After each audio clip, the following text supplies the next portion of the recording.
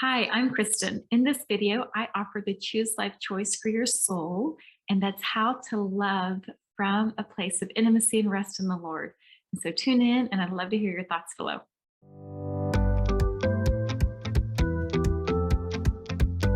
Hi, I'm Kristen. I'm a health coach, life coach, author, and speaker. And most importantly, I'm head over heels in love with Jesus.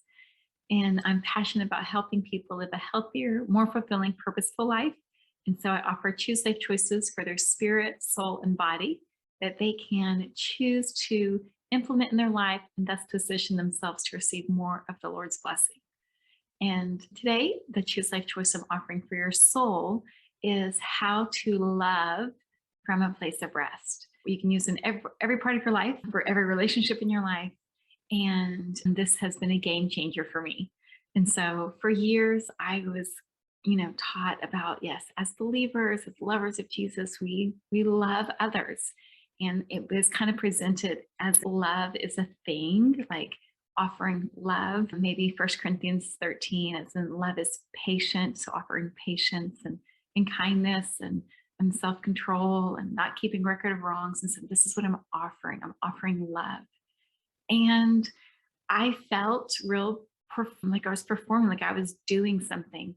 I don't know how to explain it, but there was a disconnect for me. It didn't, and absolutely, it's God's word and I'm trying to apply it. And here I am offering love versus here in the last few years, I don't even know when, maybe 10 years, maybe more than just a few, as the Lord, I fell into the Zoe life 20 plus years ago and began to unfold with more conversation, just with me and him.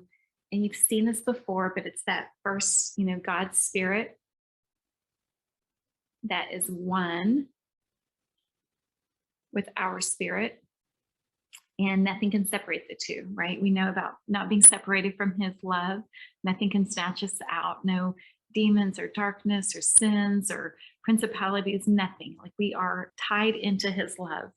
However, based on our choices of expanding his spirit from within us will determine how much of his love we actually experience for ourselves, our soul, our mind, will, emotions, as well as your body, flooding our body with his love, and that we were able to offer to other people.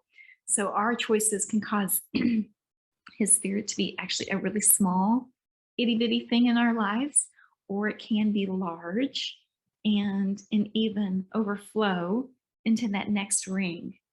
And that next ring is our soul, our mind, will, emotions, and so loving ourselves, if you will. And there's obviously different people like, oh, it's not good to love yourselves, or if you have to love others as you love yourself, so it's good to love yourself. And so really bottom line is absolutely we need God's love to saturate our soul. And so we replace his thoughts with our thoughts, our mind, and his emotions with how he feels about us versus how we would feel about us, our emotions, and then his desires, his will, replacing our will. So yes, God's spirit needs to saturate our soul and thus even saturate our body. And then as we expand him largely, experiencing him in every part of us, spirit, soul, body, he will overflow out of us into our atmosphere and then even to our relationships.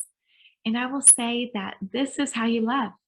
This is then not something that I'm offering this thing, but instead I am, of course, looking more like Jesus as far as being saturated with love. He was a person saturated with love. He was a person saturated with God's spirit, looking more like Jesus and being saturated with God's spirit. But whether it's the walking in love or overflowing love, but it really is overflowing the Lord, because he is love. And so I'm not being patient and being kind. Instead, I'm just being saturated by him, undone by him, and overflowing him into the rest of the world, whomever that might be. And there are some hiccups to this. You can be so saturated by the Lord in a place of much, much joy and delight and pleasure that you could actually be in a very traumatic situation, abusive situation, and no one would ever even notice. And so because you are so undone by him that they wouldn't even know that, like, call 911. There is an urgent, emergent situation that needed to be addressed because this person is so undone by the Lord. And at the same time, the key is, yes, to being done by Him, to allow Him to love every part of you and then overflow Him. He is love into the world around you. That is a revivalist in the simplest terms, also, but that is how to walk as an overcomer and to live as an overcomer.